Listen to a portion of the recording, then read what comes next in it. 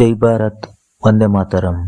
ವಿದೇಶಾಂಗ ಸಚಿವ S Jaishankar sir ಅವರು ಇಸ್ರೇಲ್ ಹಾಗೂ ಪ್ಯಾಲೆಸ್ತೀನ್ ವಿಷಯದ ಬಗ್ಗೆ ಸಂಸತ್ತಿನಲ್ಲಿ ಮಾತನಾಡಿದ್ದಾರೆ. ಅವರು ಸಂಸತ್ನಲ್ಲಿ ಹೇಳಿದ ಮಾತುಗಳು ಪ್ರಮುಖ ಪಾತ್ರ ವಹಿಸುತ್ತದೆ.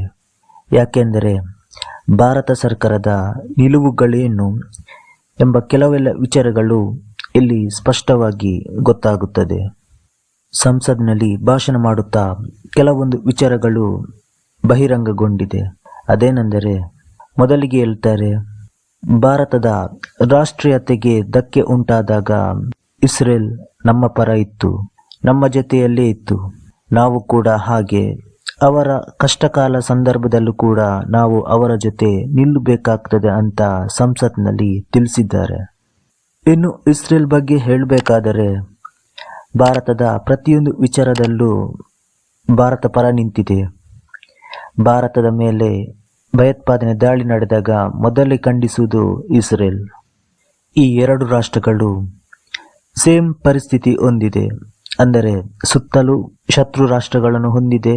ಭಯೋತ್ಪಾದಕರು ಭಾರತ ಹಾಗೂ ಇಸ್ರೇಲ್ ರಾಷ್ಟ್ರಗಳ ಮೇಲೆ ದಾಳಿ ನಡೆಸುತ್ತಿದ್ದಾರೆ.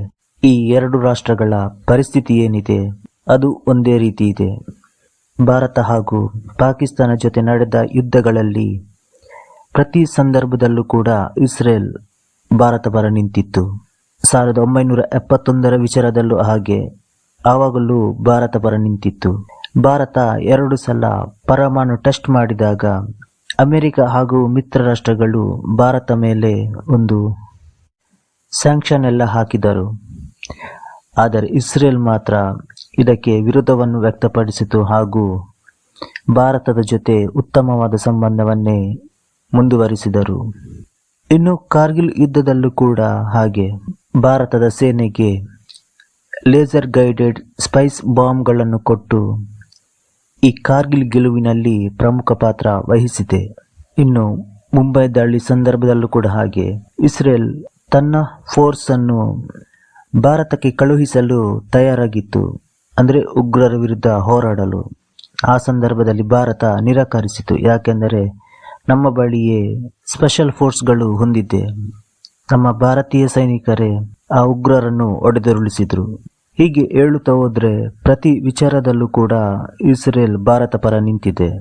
ವಿಶ್ವಸಂಸ್ಥೆಯಲ್ಲಿ ಇಸ್ರೇಲ್ ಹಾಗೂ ಪ್ಯಾಲೆಸ್ತೀನ್ ವಿಚಾರದ ಬಗ್ಗೆ ಕೆಲವೊಂದು ನಿರ್ಧಾರಗಳನ್ನು ಅಂಗೀಕರಿಸಲಾಯಿತು. ಆ ಸಂದರ್ಭದಲ್ಲಿ ಭಾರತ ಆಬ್ಸೆಂಟ್ ಆಗುತ್ತಿತ್ತು.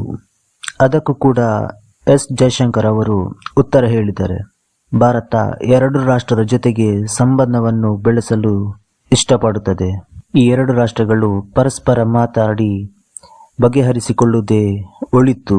ಹೀಗಾಗಿ ಯಾರ ಪರ ವಿರೋಧವು ಮತ ಚಲಾಯಿಸುತ್ತಿರಲಿಲ್ಲ ಅಂತ ತಿಳಿಸಿದ್ದಾರೆ. ಇನ್ನು ಭಾರತವು ಪ್ಯಾಲೆಸ್ತೀನ್ಗೆ ಒಂದು ಮಾನವೀಯ ನೆರವನ್ನು ನೀಡಿದೆ. ಅವರಿಗೆ ಔಷಧಿ ವಸ್ತುಗಳಿರ್ಬೋದು ಹಾಗೂ ಆಹಾರ ವಸ್ತುಗಳಿರ್ಬೋದು.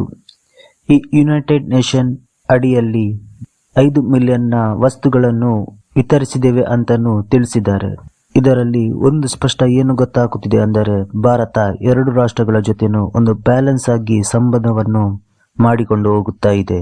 ಈ 2 ರಾಷ್ಟ್ರಗಳ ಜೊತೆ ಉತ್ತಮವಾದ ಸಂಬಂಧವನ್ನೇ ಹೊಂದಿದೆ. ಇತ್ತೀಚಿನ ದಿನಗಳಲ್ಲಿ ಭಾರತ ಇಸ್ರೇಲ್ಗೆ ವೆಪನ್ಸ್ ಪ್ರೊವೈಡ್ ಮಾಡ್ತದೆ ಅಂತ ಹೇಳಿ ಸುಪ್ರೀಂ ಕೋರ್ಟ್ನಲ್ಲಿ ಕೇಸ್ ಹಾಕಲಾಯಿತು. ಅದು ಕೂಡ ಕೇಂದ್ರ ಸರ್ಕಾರದ ಮೇಲೆ.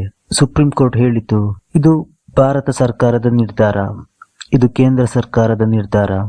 ಕೇಂದ್ರ ಸರ್ಕಾರ ಹಾಗೂ ಅದರ ವಿದೇಶಾಂಗ ವಿಚಾರದಲ್ಲಿ ಸುಪ್ರೀಂ ಕೋರ್ಟ್ ಮಧ್ಯ ಬರುವುದಿಲ್ಲ ಅಂತ ಹೇಳಿ ಈ ಪ್ರಕರಣವನ್ನೇ ರದ್ದುಗೊಳಿಸಿದ್ರು.